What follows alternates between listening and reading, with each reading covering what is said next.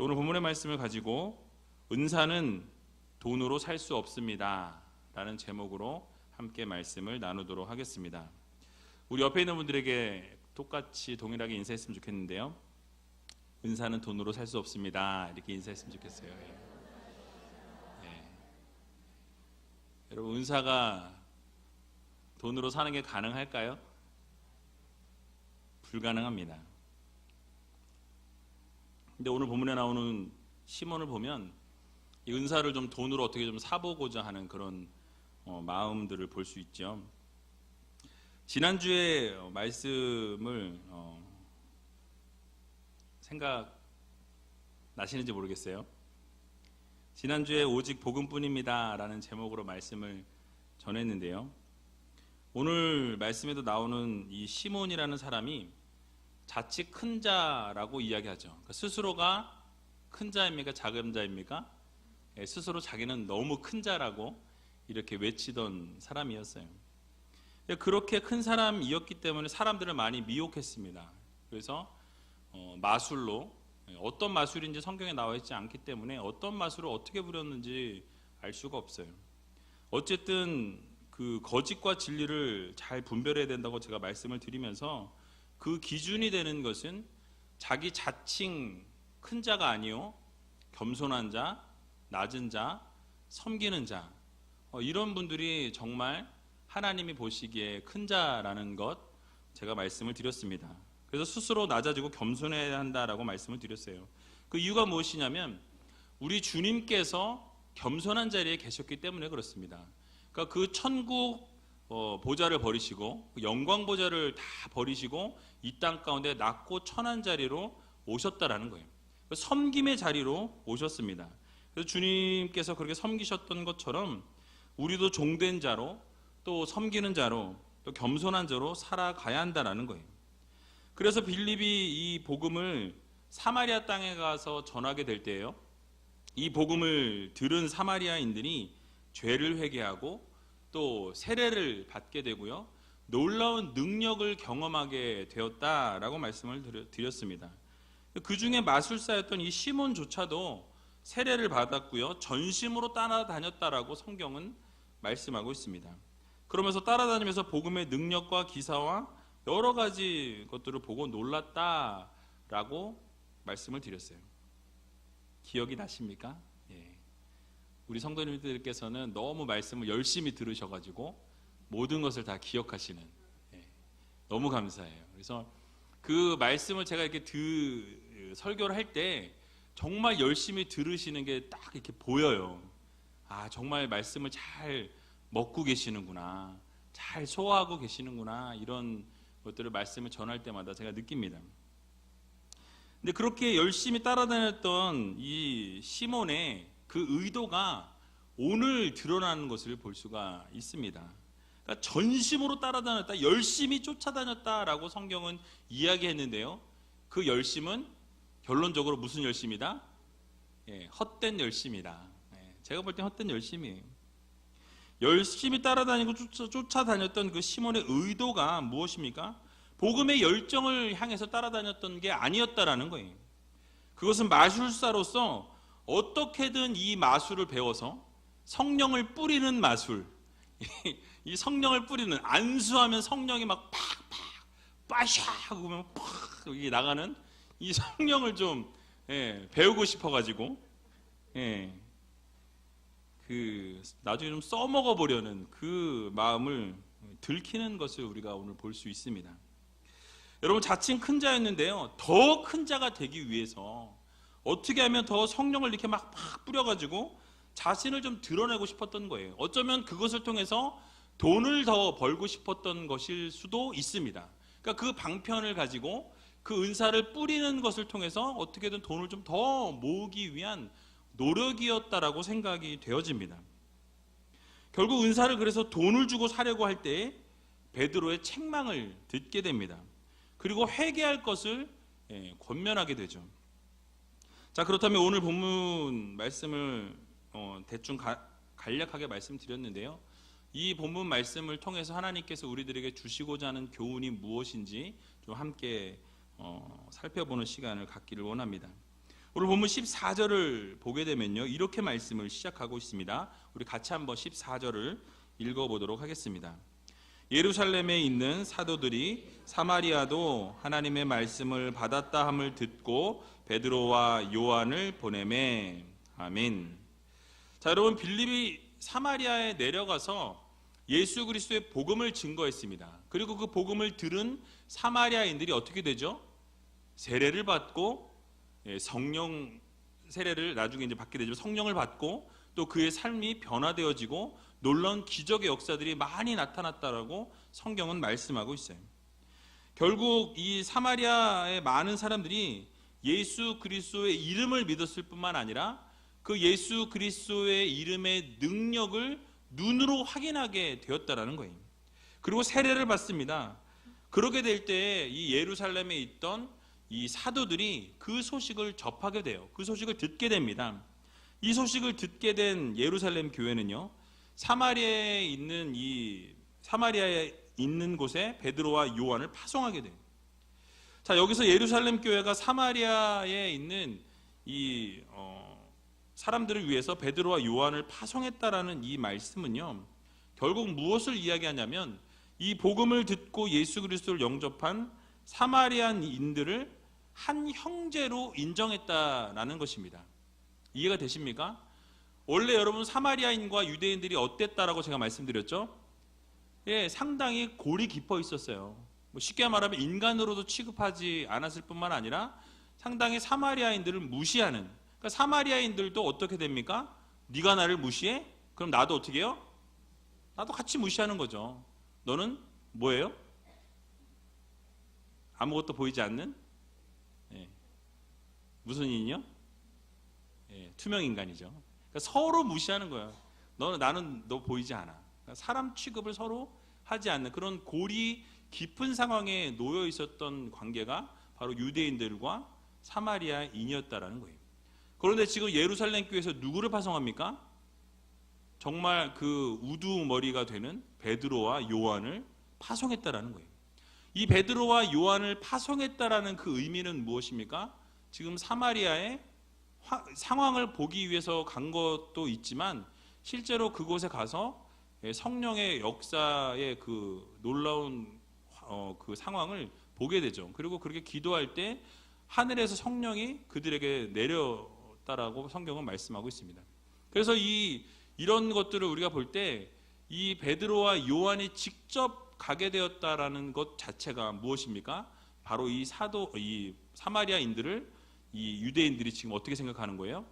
한 형제로, 한 자매로 인정한다라는 말씀이에요. 놀라운 변화가 일어나게 됩니다. 즉 예수 그리스도 안에서 같은 형제요 한 자매로 이제 그들을 바라본다라는 거예요. 그동안 모든 편견과 선입견과 마음의 벽들이 복음으로 인하여서 이 모든 것들이 무너져 내렸다라는 사실입니다. 여러분, 이러한 모습은요, 오늘을 살아가는 우리들에게도 동일하게 필요한 모습이라는 거예요. 예수 그리스도의 복음 안에서 여러분들은 누구입니까? 한 형제요, 한 자매라는 거예요. 계층이 다르고 생각이 다르고 삶이 다르고 또 환경과 조건과 여건이 다를지라도 복음 안에서 우리는 뭐다? 한 형제요, 한 자매다. 하나라는 사실을 여러분 모두 기억하시기 바랍니다. 서로 간에 마음의 벽이 높이 세워졌던 이 유대인과 사마리아인들조차도 복음의 능력으로 모든 것이 무너져 내리고 하나가 되었다라는 사실이에요. 혹시 여러분 이 자리에 앉아 계신 분들 가운데 누군가와 벽이 아직도 여전히 존재하고 있고 그 인간만 보면, 그 사람만 보면 마음이 막 올라오는 그런 분이 혹시 계시다라고 한다면 여러분 그 마음의 벽을 오늘 이 밤에 무너뜨릴 수 있는 여러분 되시기 바랍니다. 그게 인간의 힘으로 되는 것이 아니라 하나님의 능력으로 가능하다라는 거예요. 내가 할 수 없지만, 내가 그 사람을 용서할 수 없지만 하나님께서 용서의 마음을 주시면 우리가 용서할 수 있다라는 사실이에요. 혹시 마음에 벽이 있고 미워하고 싫어하던 형제나 자매가 여러분 이 자리에 혹시 그런 마음을 품고 계신 분들이 있다면 그 복음의 능력으로 그 모든 미움의 마음을 다 녹여버리시기 바랍니다. 마태복음 6장 14절과 15절에 보면요, 너희가 사람의 과실을 용서하면 너희 천부께서도 너희 과실을 용서하시려니와 너희가 사람의 과실을 용서하지 아니하면 너희 아버지께서도 너희 과실을 용서하지 아니하시리라 라고 말씀하고 있습니다. 자, 그러면 여러분 어떻게 해야 될까요? 여러분들이 다른 사람의 과실을 용서하면 조건절이에요. 누가 먼저 용서해야 됩니까? 우리가 먼저 용서해야 돼요. 여러분들이 먼저 용서하게 되면 그러면 누가 용서하세요? 하늘에 계신 하나님께서 용서하신다라는 거예요.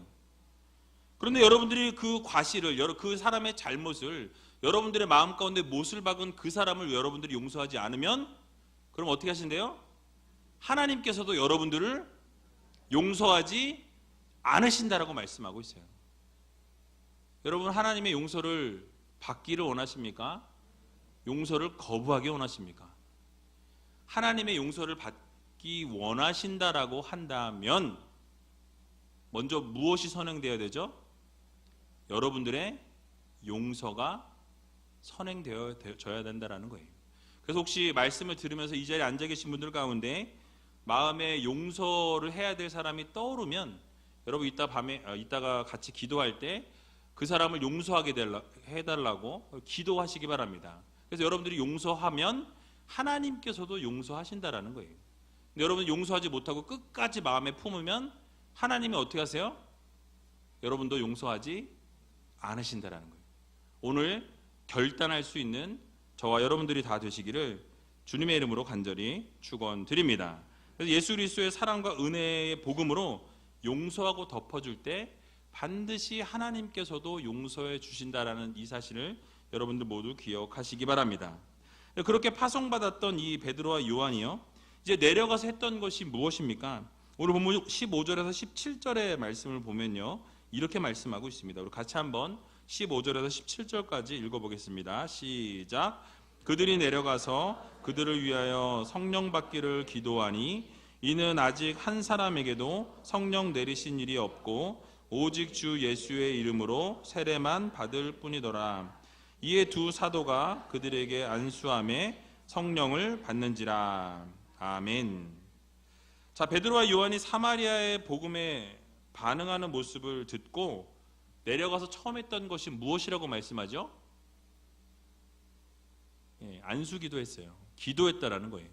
그들이 바로 처음 했던 것은 사마리아 사람들이 성령 받기 위해서 기도합니다. 안수했어요. 그럴 때 놀라운 기적의 역사가 일어나게 되었다라고 성경은 말씀하고 있죠. 여러분, 근데 왜 이 사도들이 그들이 먼저 성령 받기를 구했을까요? 왜 성령을 저들이 사마리아인들이 받아야 했을까? 왜 받아야만 이 사도들이 그렇게 받아야만 했다라고 생각을 했을까? 여러분, 우리가 좀 궁금하지 않으십니까? 일단은 그곳에 한 사람도 성령 받은 사람이 없었다라고 말씀하고 있어요. 팩트죠. 그 안에 지금 세례는 받은 사람들이 있지만 그 안에 지금 성령을 받은 사람이 단 한 사람도 없었다라고 말씀합니다. 그리고 오직 예수 그리스도 이름 세례만 받았다라고 말씀해요. 그리고 사도들이 사마리아 사람들이 성령 받기를 원했던 그 이유를 생각해 보면 사실은 자기 자신들이 오순절 성령 사건을 통해서 성령을 받게 될 때 그들의 삶이 어떻게 되어집니까? 놀라운 변화의 역사를 본인들이 맛봤던 거예요. 여러분, 예를 들어서 여러분들이 좋은 물건을 어떤 걸 써보시니까 너무 좋아 이게. 그럼 여러분 어떻게 하세요? 이건 나만 써야지 이러신 분 계세요? 아니잖아요. 어떤 게 좋으면 야, 그거 내가 써봤는데 너무 좋아. 그러시죠? 이거 한번 써봐. 너무너무 좋아. 그러면서 소개하잖아요. 동일한 거예요. 지금 이 사도들도 본인들이 성령을 받았는데 그 성령을 통해서 어떻게 됩니까? 놀라운 기적의 역사를 경험하게 돼요. 그래서 이 사마리아인들도 성령을 받아서 그들이 그 정말 성령의 맛을 보기를 원했던 거예요. 그래서 놀라운 역사가 그 삶 속에 일어나기를 원했다라는 사실입니다. 그래서 여러분, 우리도 진정한 믿음을 이루기 위해서는요, 뭘 경험해야 돼요? 성령의 강력한 역사를 경험해야 된다라는 거예요. 여러분들이 오늘 이 밤에 성령의 역사를, 강력한 이 파이어를 여러분 경험하시기 바랍니다. 그러니까 불같은 성령의 역사가 이 자리 가운데 여러분 각 사람 한 사람 한 사람에게 임하여지는 놀라운 기적의 역사를 여러분 맛보시기 바랍니다. 이 성령의 임재와 성령의 뜨거운 역사를 맛보게 될 때 그 성도들의 믿음의 모습과 생활에 하게 되는 그 모습이 완전히 달라지게 된다라는 거예요. 그래서 여러분 성령의 강력한 역사를 경험해야 한다라는 거예요. 그걸 경험해 보지 못한 사람과 경험해 본 사람은 다르다라는 거죠. 왜 다릅니까? 나는 해봤으니까. 안 해본 사람하고 경험해 본 사람하고 다르다라는 거예요. 예를 들면 그런 거죠. 제가 이제 미국에 있을 때 할리우드 거리가 있어요. 근데 거기가 사실 정말 볼 게 없어요. 스타들 거기 뭐 손자국 발자국 찍어놓고 거기 뭐 별 이렇게 있으면서 누구 이름 이렇게 쭉 써 있는 그 거리, 그리고 거기서 뭐 사람들 이렇게 뭐 마스크 쓰고 뭐 분장하고 막 이렇게 해가지고 뭐 사람들 사진 한 장 찍으면 일부를 내놓으라고 돈 내놓으라고 이제 이러는, 그러니까 딱 뭐 그 정도예요. 딱 진짜 아무것도 없어요. 근데 거기를 갔다 왔어요. 예를 들면. 그리고 내가 거기 갔다 왔는데 별거 없더라 이렇게 얘기하는 거고, 한 번도 안 가봤는데 거기 별거 없대 라고 얘기하는 거하고 여러분 어떻습니까? 느낌이 다르겠죠? 똑같은 거예요. 성령의 역사를 내가 경험해 본 사람이 성령의 역사가 장난 아니야. 근데 성령 받아봤더니 너무 뜨거워. 막 불보다 더 뜨거워. 그 은혜가 막 폭포수같이 쏟아지는데 눈물 펑 콧물 막 침이 막 팍팍팍. 너무너무 이거 하고 옆에 있는 사람이 받는 거 보니까 별거 없는 것 같더라. 그냥 울다가 끝나더라고. 여러분 이거 하고 어떨 것 같아요? 다르죠. 그러니까 여러분 이 사도들이 성령의 능력을 이제 경험해 본 이후에 자기들이 성령을 경험해 보니까 이 사마리아인들도 경험해 보기를 원했던 거예요.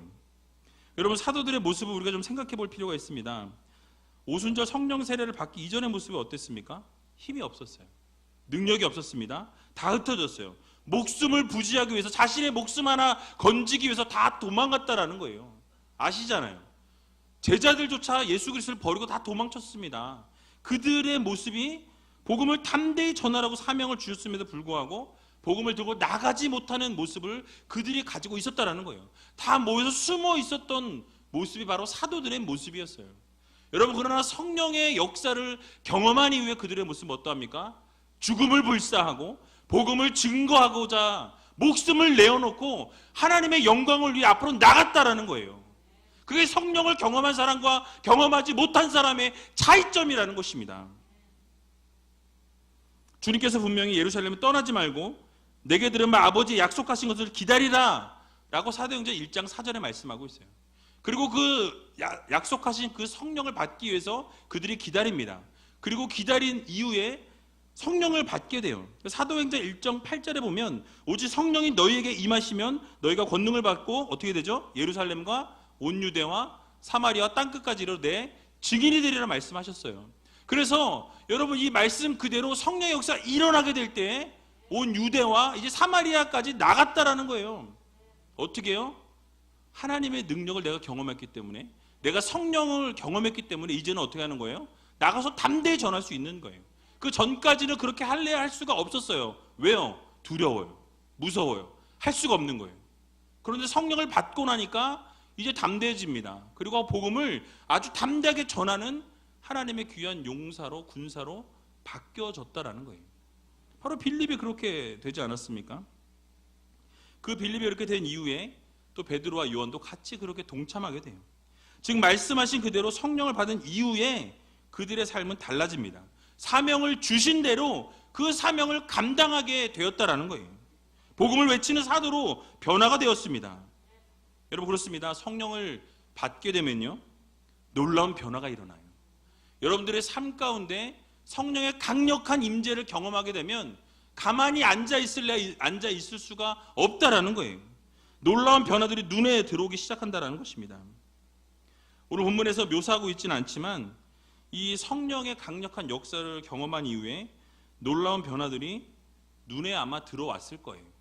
그래서 방언으로 기도하고요, 예언하고 환상을 보고 꿈을 꾸는 이 요엘서의 말씀이 그대로 사마리아 땅 가운데 임했던 것입니다. 수많은 은사도 하나님이 그 가운데 부어주셨을 거예요. 병고침의 은사와 또 영분별의 은사, 또는 능력을 행하고 방언과 방언 통역의 은사와 또 믿음과 놀라운 성령의 은사가 여기저기서 나타났을 거예요. 그러자 그것을 보게 된, 그 눈앞에서 보게 된 시몬이 어떻게 합니까? 드디어 이제 본색을 드러내기 시작해요. 뭐예요? 돈을 들여서 나도 내가 저 성령을 파이어하는 거를 가져와야 되겠다. 나도 저렇게 해서 큰 돈을 좀 벌어야 되겠다. 나도 저렇게 해서 어떻게 해요? 내가 더 큰 자가 돼야 되겠다.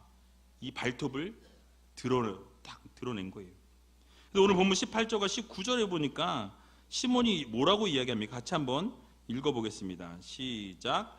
시몬이 사도들의 안수로 성령 받는 것을 보고 돈을 들여 이르되 이 권능을 내게도 주어 누구든지 내가 안수하는 사람은 성령을 받게 하여 주소서 하니. 아멘. 자, 여러분, 전심으로 따라다녔던 이 시몬이 이제 뭐 하고 있어요? 분명히 전심으로 따라다니고 세례도 받았어요. 그리고 내가 제자로 살겠다고 이렇게 따라다녔다고 분명히 지난주에 본문에 분명히 나와 있었죠. 그런데 이제 발톱을 탁 드러내고 자신의 원래 원했던 그 모습을 드러내고 있다라는 거예요.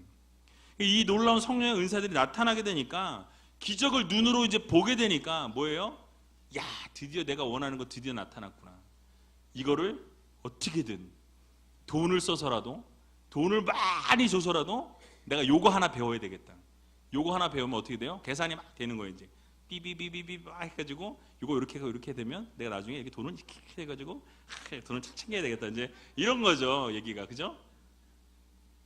여러분, 그런데요, 반드시 기억해야 될 것은 성령의 은사는 결코 돈으로 살 수 없습니다. 없어요. 성령의 은사는요, 하나님의 선물로 받는 거예요. 하나님이 부어주시면 능력이 나타나는 거예요. 하나님이 부어주시면 은사가 나타나는 거예요. 그거는 하나님, 내가 이거 헌금 이만큼 드릴 테니까 나한테 성령 은사 주세요. 이거하고 똑같은 거예요. 여러분, 그게 아닙니다. 여러분, 은사를 받고 싶으시면 기도하세요. 하나님 앞에 간절히 기도하면 하나님께서 사랑하는 아들이 떡을 달라는데 뭘 줘요? 뱀을 주는 거는 사실 요즘에는 더 좋은 거 주시는 거예요. 그죠? 근데 그 당시에는 그게 아니죠. 그러니까 여러분, 정말 하나님 앞에 은사를 원하시면, 은사를 구하시면, 간절히 구할 때 하나님이 부어주시는 거예요. 하나님이 능력을 부어주시는 겁니다. 여러분, 이 사실을 꼭 기억하셔야 돼요. 시몬은요, 그 은사를 돈으로 살 수 있을 것으로 생각했다라는 거예요. 시몬은 안수할 때 성령 받는 것을 보면서 이 권능을 자신도 이렇게 안수하면서 이렇게 성령을 받게 해달라고 부탁하는 것을 볼 수 있습니다. 이건요, 성령이 어디서부터 오는지 알지 못하는 무지에서 이 돈을 들여서 그것을 얻으려고 했다라는 거죠.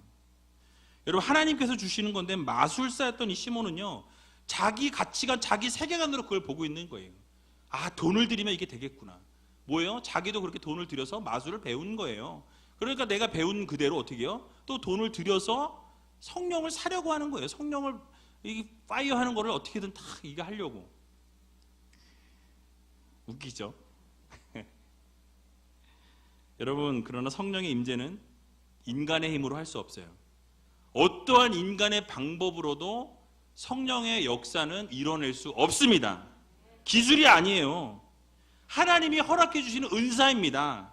하나님께서 부어주시는 은혜예요.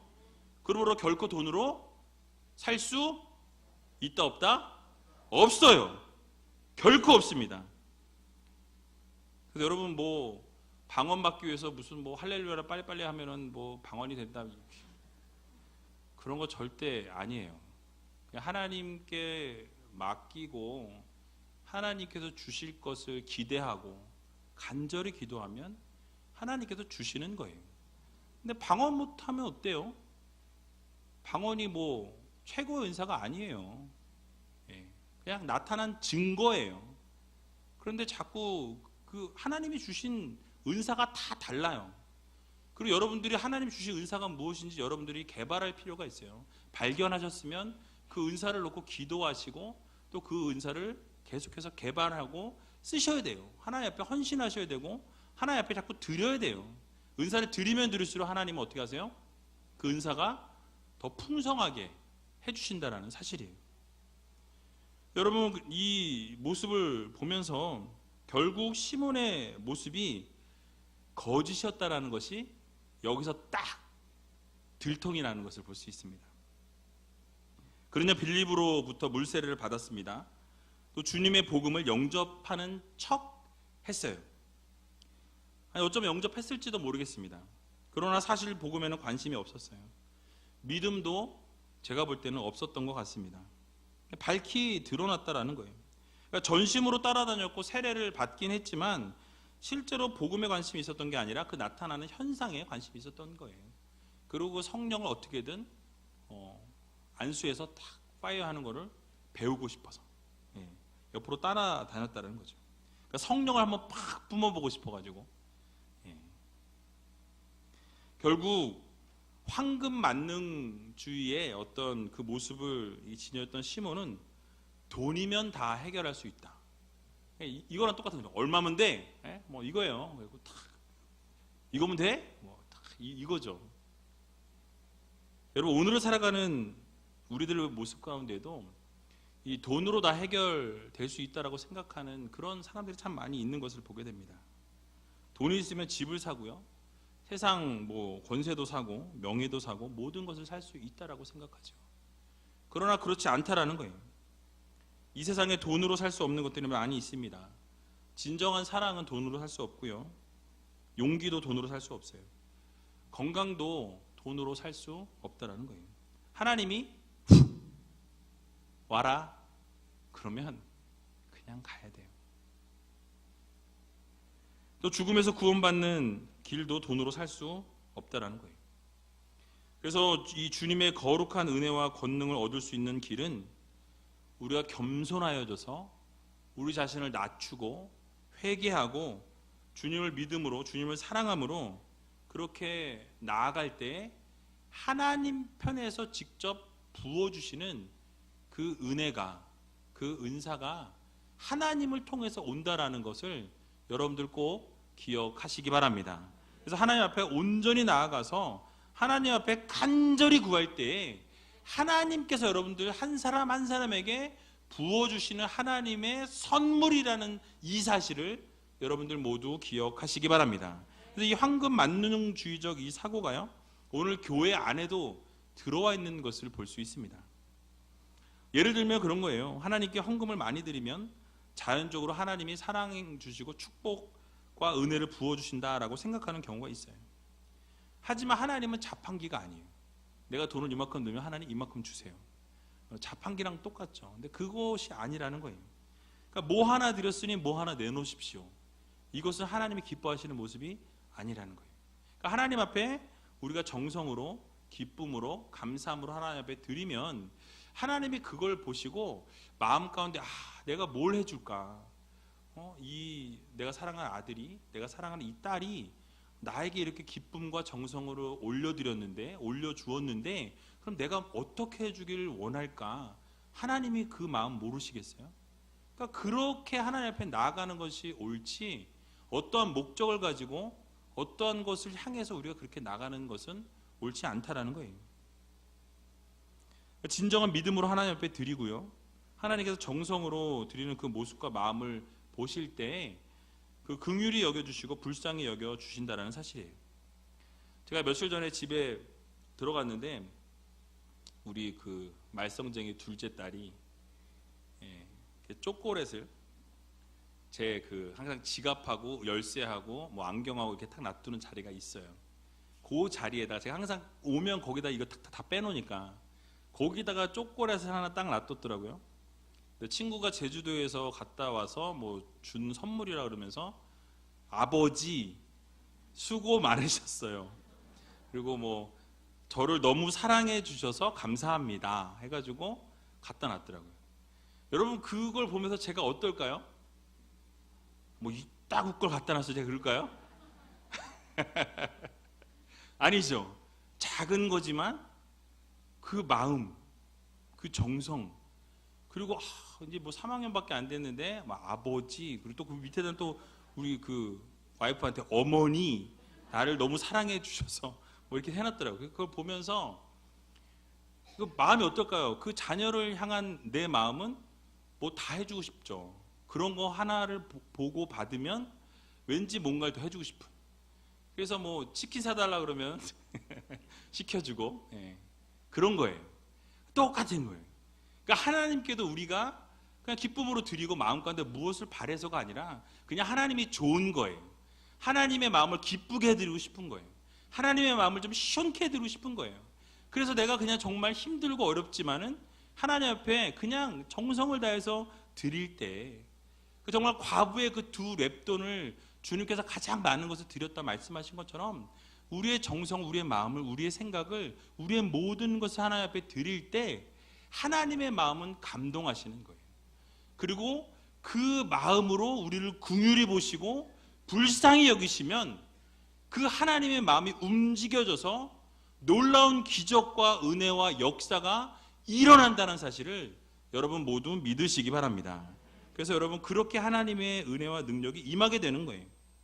그러면 우리가 하나님의 마음을 우리가 읽고 정말 하나님이 무엇을 기뻐하실까, 나에게 무엇을 원하실까, 나에게 말씀하시는 것은 무엇인가를 오늘 이 밤에 여러분 발견하시고 오직 하나님 앞에 간절히 기도하며 나갈 수 있는 저와 여러분들이 다 되시기를 주님의 이름으로 간절히 축원합니다.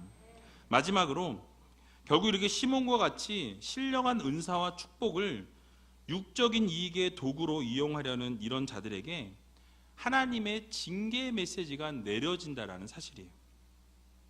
여러분 오늘 본문 20절을 보게 되면요 이렇게 말씀합니다. 우리 같이 한번 20절을 읽어보겠습니다. 베드로가 이르되 내가 하나님의 선물을 돈 주고 살 줄로 생각하였으니 내 은과 내가 함께 망할지어다. 어떻게 한대요? 망할지어다. 망할 거래요. 여러분 베드로는 시몬에게 내 은과 내가 함께 망할 것이다 라고 이렇게 저주합니다. 즉 신앙을 자기의 이기적인 그 목적으로 이용하는 자들의 결국은 어떻게 된다? 망한다. 망한다. 여러분 이 신앙을 어떠한 목적으로 이용해서는 안 된다라는 거예요. 왜 돈을 주고라도 성령을 돈을 주고 사려 했을까요? 시몬은 분명히 사람들을 현혹했던 사람이라고 이야기합니다. 아마도 성령의 역사를 보여주면서 더 큰 돈을 벌기 위해서 또는 그것을 통해서 자기의 권력과 어떤 자기 입지를 더 굳건하게 곤고히 하기 위해서 그렇게 했을지 모르겠어요. 초대교회의 문서들을 보게 되면요 시몬은 결국 이 초대교회를 해하려는 이단자가 됩니다. 두고두고 이 베드로 사도와 이 어떻게 보면은 대적하는 그런 상황에 놓이게 돼요. 회방하는 자가 되었다라고 이야기하고 있어요. 결국 돈에 대한 이 욕심 때문에 사단의 이 하수인이 되었던 사람이 바로 이 시몬이라는 사람이었다는 거예요. 결국 어떤 길을 가게 됩니까? 망하는 길로 가게 되었다는 거예요. 여러분 그렇습니다. 신앙을 악용해서 자신의 이기적인 욕심을 채우려고 하는 자들에게 하나님께서는 어떻게 하신다고요? 그의 결국은 망하게 하신다. 여러분 이게 결론이에요. 여러분 예수님을 돈을 받고 팔았던 가룟 유다가 어떻게 됩니까? 자살하게 되죠. 죽게 됩니다. 오늘날 자신의 욕심을 채우기 위해 신앙이라는 이름을 가지고 지도자로 섰던 자들의 결말은요 좋지 않은 모습으로 끝이 나게 된다는 거예요. 저는 이런 모든 것들이 하나님의 심판이라고 저는 생각합니다. 신앙을 이용해서 자신의 탐심을 채우려고 하는 자들, 결국 하나님께서 그들을 그대로 두지 않으신다라는 사실이에요. 망하게 하십니다. 왜냐하면 하나님의 이름을 망령되이 일컫게 하였기 때문에 그렇습니다. 교회를 더럽혔기 때문이에요. 분명히 하나님께서는 하나님의 이름을 망령되게 일컫는 자들을 징벌하신다라고 말씀하셨습니다. 또 그들을 죄 없다 하지 않겠다라고 말씀하셨어요. 여러 곳에서 말씀하시는데요. 출애굽기 20장 7절에도 보면 그렇게 말씀하시고요. 신명기 5장 11절에도 그렇게 말씀하십니다. 결국 이렇게 자신의 욕심을 채우려고 하는 자들에게 베드로는 그 자리에서 돌이키라라고 권면하는 것을 볼 수 있어요. 오늘 본문 22절에서 23절에 보면 이렇게 말씀합니다. 그러므로 너의 이 악함을 회개하고 주께 기도하라. 혹 마음에 품은 것을 사하여 주시리라. 내가 보니 너는 악독이 가득하며 불의에 매인 바 되었도다 라고 말씀합니다. 여러분 무엇이라고 말씀하죠? 하나님 앞에 혹시 너의 그 악함이 회개하고 기도하면, 혹시, 어쩌면, maybe 어떻게 하신대요? 죄를 사하여 주실지도 모르겠다. 근데 이렇게 이야기하는 이유가 뭐예요? 그만큼 너의 죄가 작지 않다라는 거예요. 하나님이 죄를 사하여 주실지 아닐지 모르겠다. 네 마음을 보니까 악독이 가득해 있다라는 거예요. 그러니까 앞으로도 그렇게 살게 뻔하다라는 얘기죠. 여러분 시몬이 어떤 악함을 가지고 있었습니까? 하나님께서 허락하시는 은사를 돈으로 살려고 그랬어요. 기만했습니다. 그것을 이용해서 자신의 탐심을 채우려 했어요. 즉 하나님을 기만하고 하나님의 이름을 망령되게 일컬었다라는 거예요. 하지만 베드로가요, 그럼에도 불구하고 그 악함을 회개하고 기도하고 돌이키면 어떻게 해주실지도 모른다? 하나님께서 사하여 주실지도 모른다. 하나님께서 용서해 주실지도 모른다. 하나님께서 너희의 죄를 기억지 않으실지도 모른다 라고 지금 권면하고 있는 것입니다. 그래서 그것은 어떤 것을 말하냐면 어떤 죄일지라도 반드시 회개하고 돌이킬 때에 하나님께서 그 죄를 기억지도 않으시고 용서하신다라고 말씀하고 있어요. 동이 서에서 먼 것과 같이 너희 죄가를 어떻게 하신다고요? 멀리 하신다고 말씀하고 있어요. 여러분 사도행전 3장 19절에도 보면요, 그러므로 너희가 회개하고 돌이켜 너희 죄 없이 함을 받으라. 이같이 하면 유쾌하게 되는 날이 주 앞으로부터 이를 것이요 라고 말씀합니다. 그러니까 여러분들이 회개하고 돌이키면 어떻게 하신대요? 하나님께서 여러분들의 죄를 사해 주신다라고 말씀하고 있어요. 유쾌하게 된다라는 거예요. 죄가 사해졌으니까. 죄사함의 확신을 여러분 가지시기 바랍니다. 사도행전 2장 28절에도 보면요, 베드로가 가로되 너희가 회개하여 각각 예수 그리스도의 이름으로 세례를 받고 죄사함을 얻으라. 그리하면 성령을 선물로 받으리라 라고 말씀하고 있습니다. 자, 여러분 성령의 선물을 받고 싶으시죠? 결론입니다. 뭐 하래요? 회개하라고 말씀합니다. 결국 하나님 앞에 회개하고 기도하며 엎드릴 때에 우리의 모든 죄악들을 주 예수 그리스도 앞에 쏟아놓을 때에 주님께서 그것을 들으시고 그 죄를 사하여 주실 뿐만 아니라 그 죄사함과 플러스, 1+1 좋아하시죠? 1+1 죄만 사해 주실 뿐만 아니라 뭘 주세요? 성령을 선물로 주신다고 말씀하고 있습니다. 여러분 이 시몬이 이것을 알았다면 하나님 앞에 진정으로 회개했을 거예요. 몰랐어요. 그러나 사랑하는 우지의교회 성도 여러분, 여러분들은 아시잖아요. 그죠? 그럼 오늘 이 밤에 여러분 한번 진탕 한번 회개를 한번 해보세요.